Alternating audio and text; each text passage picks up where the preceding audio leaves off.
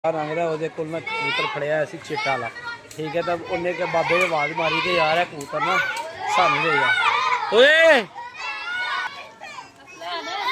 इसने चीज़ा बन रहे।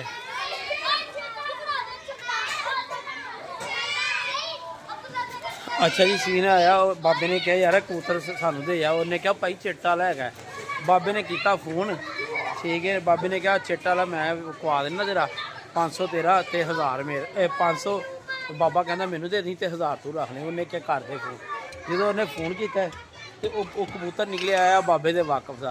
तो जो उन्हें बंदे ने ना वाकफ ने इन्हों 1000 कह कि असी 1500 1 मिनट 1500 की देने और उन्होंने पता लग गया कि कबूतर बाबे को मुंडा भी बाबे को कबूतर खो के ना चले गया। वो बंदे हूँ बाबे को आके बह गए। वो बाबे को कहते कबूतर दे बाबे को कबूतर पहले ही मुंडा लै गया जिन्हें फड़िया तो बाबा पूरा भैड़ा फस गया। हम बाबा ना मतलब